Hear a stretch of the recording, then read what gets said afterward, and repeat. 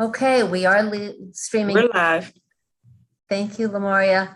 So Chair Pinsky had a meeting related to redistricting, and so he is not going to be with us for these 4 brief bills. I'm Cheryl Kagan, very proud to be the vice chair and his partner in so many legislative items. We have 4 simple departmental bills. I would expect that they are going to be brief. I'm going to ask 2 things. One is because we don't expect a lot of controversy, we hope that you will keep your remarks reasonably concise, but informative. And second, if you can try to avoid acronyms, or if you use them, if you can translate them so those of us on the committee and anyone watching at home can follow along and understand what you're talking about. That I want to thank everybody for being here, and particularly our colleagues from the departments. The first bill we're going to hear is Senate Bill 171, the Environment Public Participation Modernization Act. And if everybody could please make sure they it takes muted. April, a little bit when he's so. Memoria, maybe you can mute April, our wonderful legal counsel. We're gonna, because the chair isn't here to do the quick overview, I'm gonna toss it to Bobbie James from the Maryland Department of the Environment, because I don't see Secretary Grumbles here. So I'll just toss it to the right folks at MDE, Maryland Department of. He'll be here in a second. Senator Kagan, I'm sorry. Let me make sure he has the Zoom link for this hearing. Okay. Yeah, he's actually just message prior asking for to the getting Zoom up the link. briefing. Okay, and Bobbie James is here to give me a answer second. any questions and not to testify. Correct. All right, perfect. Bobbie, if we can see you, that would be great.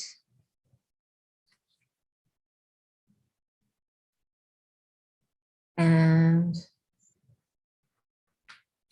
hello. Hello. And if we are missing Secretary Grumbles, we could go to the next bill, which is DNR, the Department of Natural Resources. Are you guys in the House? Yes, Madam Vice Chair. Okay, so why don't we start, and that way Secretary Grumbles can take a moment between hearings. So Hillary Bell and Bunky Luffman are the 2 representatives of the Department of Natural Resources. We are shifting now to Senate Bill 178, Program Open Space, Local Projects, Federal Funds. You all may begin in either order. Welcome. Yeah. Oh, thank you very much. It's an honor to be here today. My name is Bunky Luffman. I'm the Legislative Director for Department of Natural Resources. I'll give a brief thing what this bill does, and then Hillary is our subject matter expert and can answer any questions someone may have. So the legislation just would update the statute to remove the requirement that local governments certify that they've applied for federal funds in order to be eligible for program open space local funding. So, we hear sometimes from local governments that maybe, if they apply for a federal grant, then, maybe the match is too onerous, or there could be a ton of different reasons why they may not want to do it. They may have staff, they may have, what have you. So this is in response to that. And Hillary, I don't know if Hillary has anything to add, but like I said, she's the expert on the issue and would answer any questions. Hillary Bell, we love to hear from experts. Is there anything that Mr. Luffman did not include that you'd like to mention? I echo everything that he said, and just that it would continue to require the applicant to provide DNR with the information on whether federal funds were received for a project.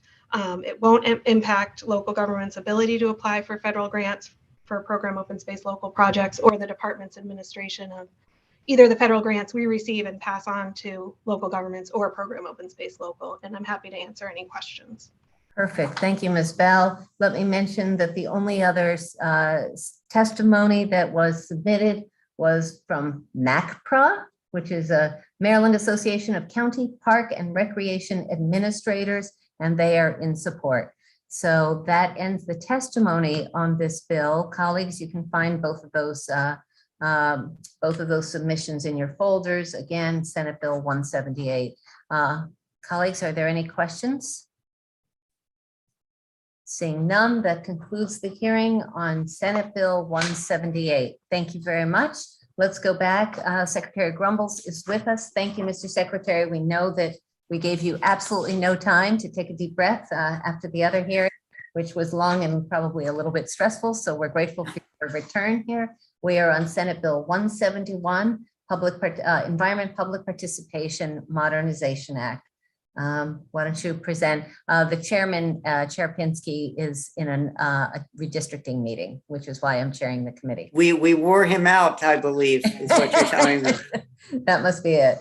I am so sorry, and it was my own, I didn't use the right Zoom link address. So No thanks to worries. Bobbie James, who's with me for MDE. And this is the bill to modernize public participation, not just in the context of a pandemic, but also to make it always an option for virtual hearings. So what the bill SB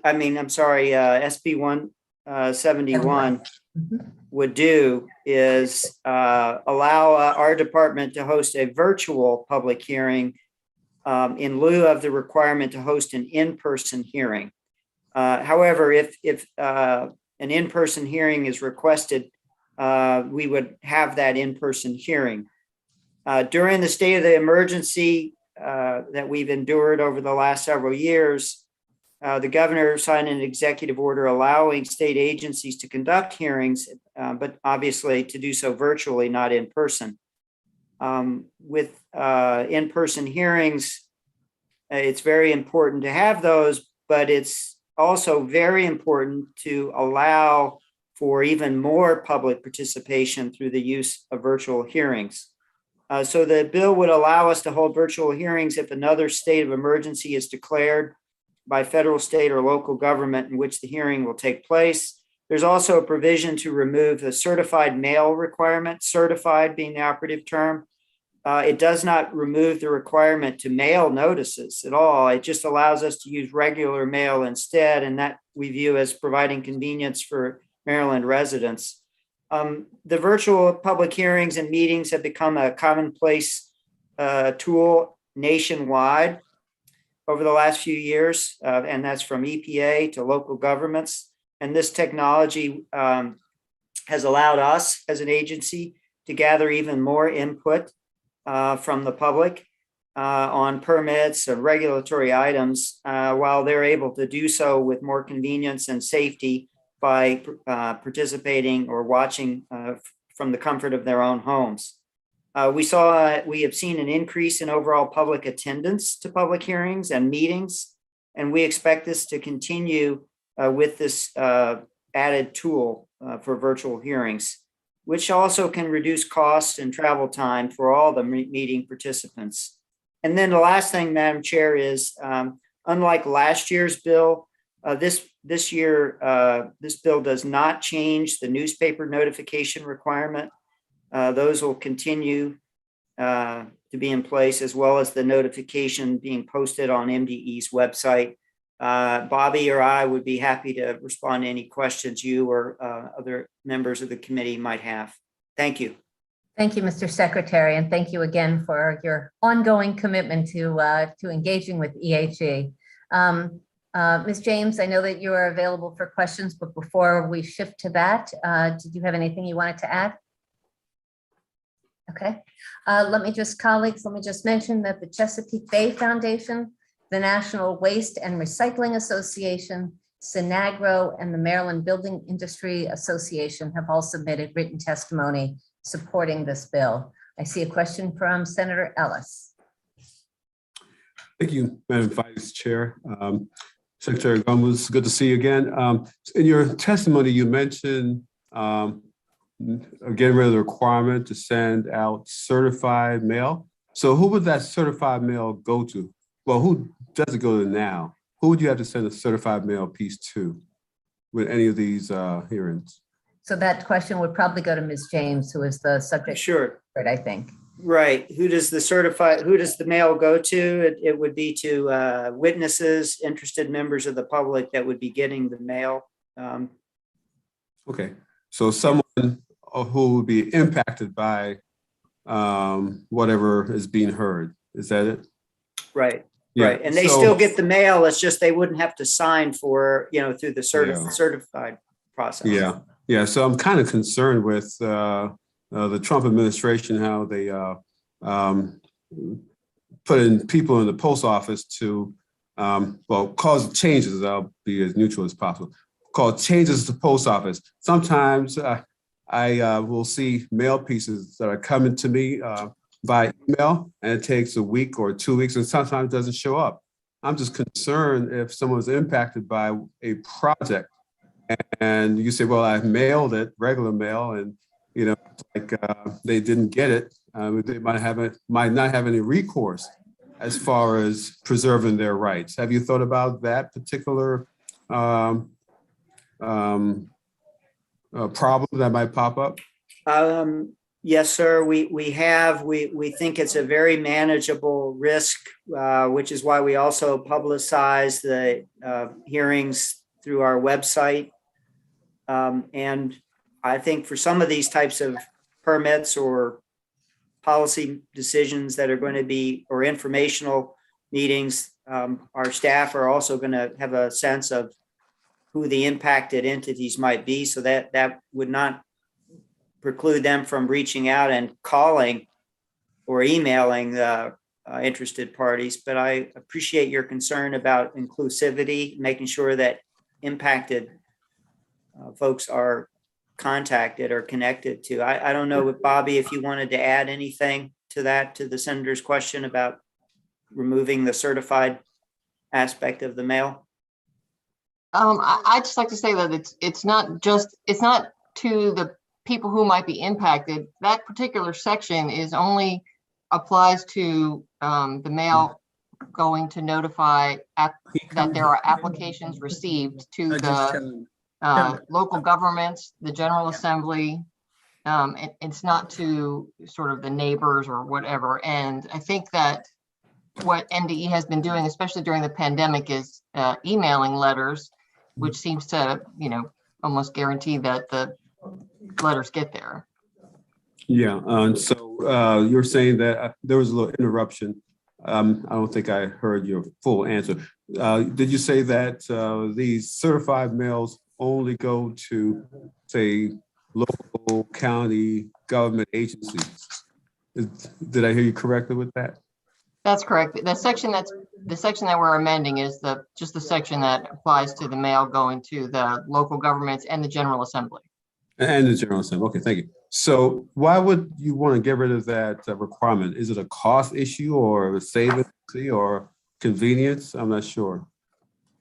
My understanding also is that it's a significant expense for MDE to have that go out by certified mail, and it's currently during the pandemic it's been difficult to logistically to do certified mailings. Right. Okay. Well, thank you for your answer. Appreciate that. Okay, I see, I don't see other colleagues with questions, but I actually do have two questions. First, Mr. Secretary, you said that that the notice of the hearing would be posted on the website. I don't see that in the bill. Is that just sort of good faith that we would always post on the website? And I wonder how far in advance that would be. That's question number one, and I will toss it to Ms. James, if I was doing for you. Yeah, Bobbie, why don't, can you address that? And then I have a second question. Oh, the mold bill. Senator I don't- Patterson, could you please Yeah. mute yourself? Or Lamoria, could you help him with that? Thank you, Ms. James. Actually, I don't have an answer to that, but I can find out and get back to you. I appreciate that. It's definitely not in the bill, that I read it pretty quickly, but the second one that I didn't hear the secretary mention, on page 11 from lines 7 through 10 and page 13, lines 1 through 3, it says, the applicant shall bear the cost of holding a public information meeting using teleconference or internet-based conferencing technology in accordance with, and that kind of says that twice.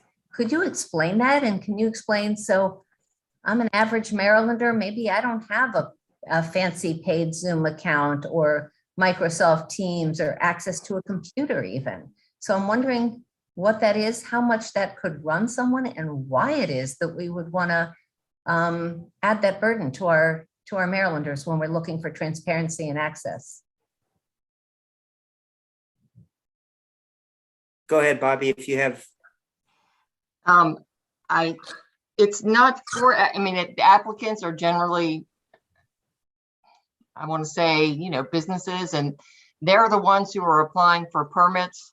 So it's typically their responsibility to provide access to, you know, they publish notices of their permits. They are responsible for, if MDE has to pay for a venue to hold an in-person, they have to pay for that.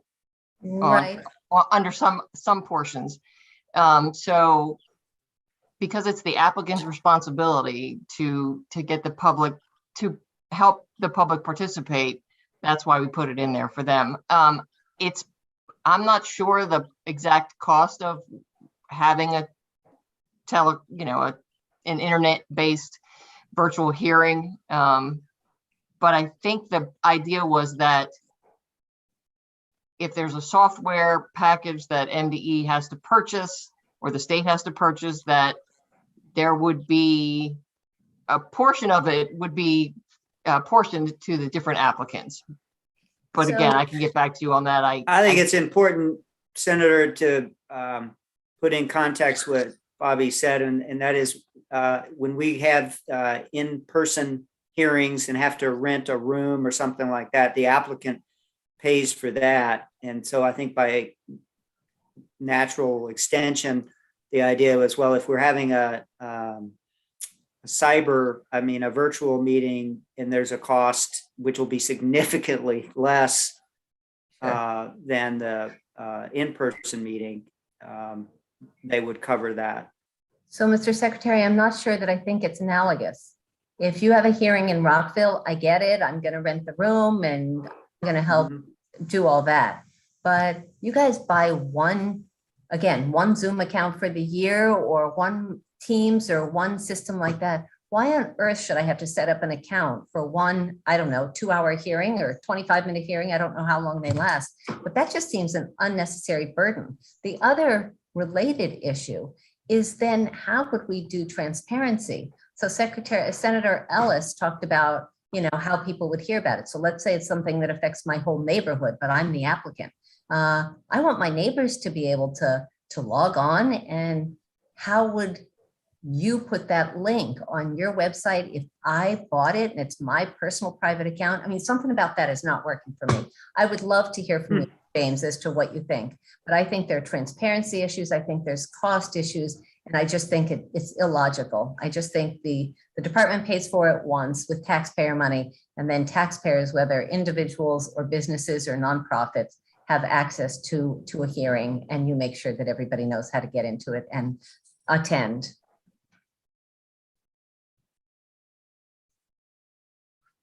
We're happy to work with you to resolve that concern. Appreciate that. Colleagues, any other questions on this bill? If not, that completes the hearing on Senate Bill 171, and I suspect that we may want to come back with some clarifying or improving amendments to that, Mr. Secretary. I'm only speaking for myself and not for the chair, obviously. Thank you. Thank you very much. The next bill we've got before us is Senate Bill 190, and that is also sponsored by the chair. And just if someone is joining on now, the chair is in another meeting, which is why I'm pinch hitting as the vice chair.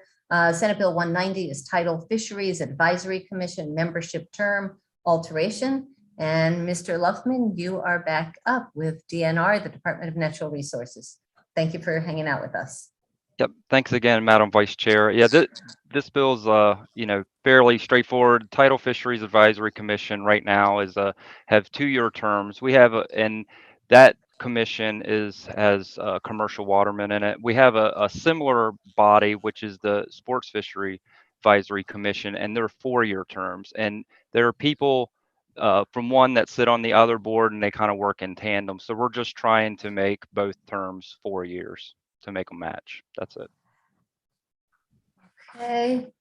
Thank you, Mr. Luffman. Are there questions from colleagues? Seeing none, Mr. Luffman, you must have done an excellent job, as our former chair used to say. That concludes the hearing on Senate Bill 190. And our last bill of the day is the one where we've got some more interest here. It's Senate Bill 206, Department of Agriculture Spay Neuter Fund Extension. We will kick off with, I don't know what SW is, Lamoria. Okay, we've got the Maryland Department of Agriculture. We have Nathaniel Bone and Steve Connolly, and then we have other witnesses, but let's start with the Maryland Department of Agriculture. Mr. Bone or Mr. Connolly? Yeah, Madam Chair, Steve Conley with Maryland Department of Agriculture. Thank you. Welcome, Mr. Connolly. Thank you. I'll be as brief as I possibly can because I know that that's how we like to run this, because this is a pretty simple bill.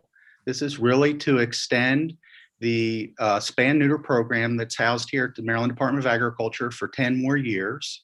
It's been an extremely successful program, and it's a competitive grants program that provides low and no cost spay and neuter for dogs, cats, and for feral cats. It's really, the grants go out to animal welfare organizations and county governments. It's been well received. We've got a lot of very dedicated volunteers out in the countryside, making sure that the program works well.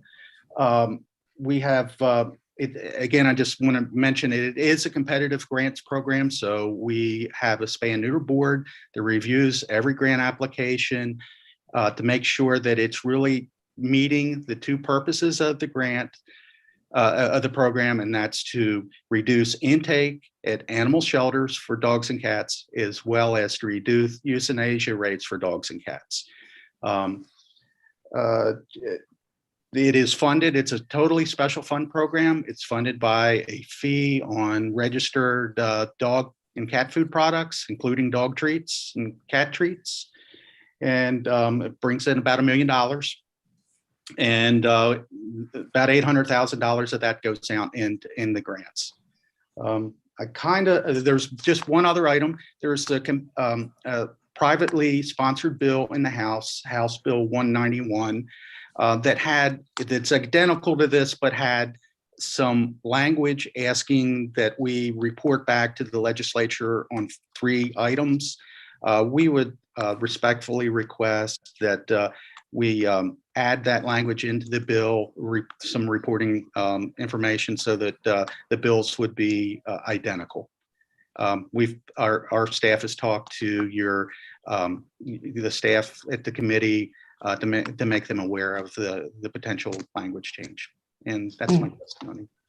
Thank you, Mr. Connolly. And just to be clear, brevity is appreciated, but we also want thoroughness. So we don't want to, we're not trying to railroad anything through. We definitely want to understand these bills. But I think you were both brief and thorough. So thank you. Is Mr. Bone here? Yes, Nathaniel? I am. I don't have anything to add. I agree with everything Steve has said. Perfect. That's great. We do have other witnesses, and let me flag for my colleagues that we have written testimony from All in Support, from the Humane Society of the United States, from the American Feed Industry Association, from the Pet Food Institute, Alley Cat Allies, and PAWS, which is Professional Animal Workers of Maryland. So if you want to check out that would be great. And then we have witnesses with us. Let's start with Sivan Kahi from the Pet Food Institute. Is Sivan here? Yes, ma'am. Hey, you may begin. Welcome to EHE. Thank you, Madam Vice Chair and members of the committee. I'm Sivan Coy, representing the Pet Food Institute, the voice of U.S. dog and cat food manufacturers. PFI commends Maryland for the great success of the spay and neuter program at its current funding level, and would note that it's significant that Maryland can approve the majority of grant proposals and support a decrease in both shelter intakes and animals euthanized while maintaining carryover and program funding year to year. We appreciate and support the effort to extend this program for 10 years and are in favor of the committee advancing SB 206 with no amendments. Pet food makers already pay a $50 per product registration fee, and the current $100 per product spay and neuter tax generates about $1 million a year, as MDA had testified. This is the highest pet food tax in the nation. Those taxes paid in Maryland account for 10% of the pet food makers' budgets for all taxes and fees, which is quite significant for a single state. So as I mentioned, we support extension of the program at the current fees, but we would be unable to support any additional language that would increase taxes or propose to increase taxes. Instead, additional funding mechanisms should be considered rather than solely placing the burden on pet food manufacturers. Many states provide funding for spay and neuter programs with fees from specialty license plate programs and voluntary contributions made on state income tax forms. Such funding mechanisms already exist in Maryland and are used for other programs. I would equate that to very similar to the Chesapeake Bay Trust Fund license plate, as well as the tax donation checkoff for the Chesapeake Bay and Endangered Species Fund. So similar mechanisms should be explored and used to provide additional funds to the spay and neuter program. Thank you for the opportunity to share our views, and I'd be happy to answer any questions.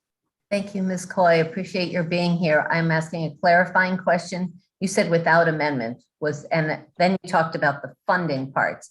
Was that pointedly also opposing MDA's, Mr. Connolly's comments about reporting, which does not sound like a funding issue? Yes, ma'am. So the reporting language on there asked the department to explore ways to increase fees, including a 5 to 10 year plan and what that would look like. I see. Okay, that's helpful. Thank you, Ms. Coy. Louise Calderwood, American Feed Industry Association. Ms. Calderwood? Very good. Thank you. Welcome, committee. Thank you so much for having me here.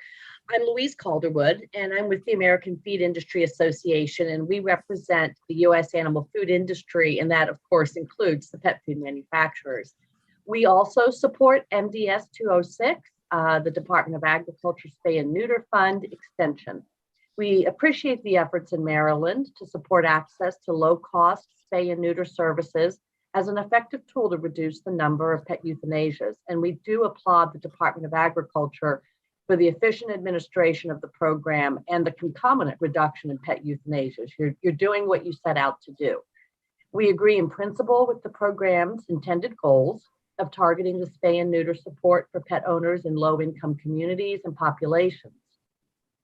And our members are concerned about the plight of unwanted pets. We frequently donate millions of pet foods and other products to shelters and pet care services in Maryland and other states as well.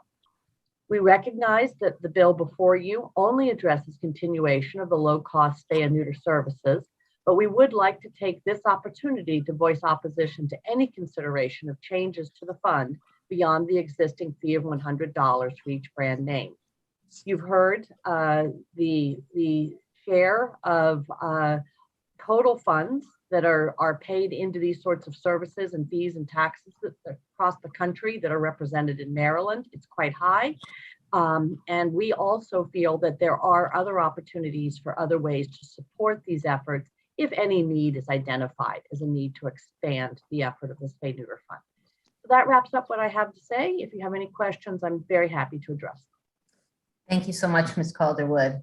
Appreciate your being here. Jennifer Bevan Dangle, a well-known person here in our committee and in Annapolis. Welcome to EHE. You may begin. Thank you, Madam Vice Chair. It's a pleasure to be here. My first time before this committee this session. My name is Jennifer Bevan Dangle. I'm the State Director for the Humane Society of the United States here in Maryland. You've heard from all the speakers how important and valuable this program is. I do want to take this opportunity to thank this committee for 10 years ago, the foresight you had in passing such a life-saving program. And I want to thank the Department of Agriculture for being willing to conform the two bills. As this committee may recall, last session, you had the previous introduction of Delegate Lehman's bill that came to your committee but ran out of time as COVID, continued to stall many, many things last year. And so that bill unfortunately did not pass. That bill did include this fee reassessment provision. And we are very grateful that the department is willing to work with the House sponsor to make sure we can have one very robust bill that echoes in each chamber.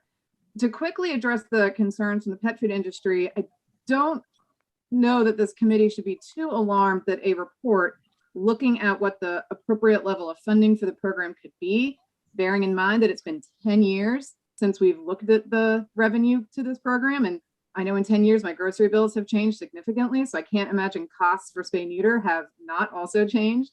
The fee report also just says to look at fee structures and what the market will bear. And there's certainly nothing here that would preclude looking at other funding sources to fill in any needed gaps. So while we understand concerns, if we were having a discussion about a straight fee increase, we would be very sympathetic to those concerns.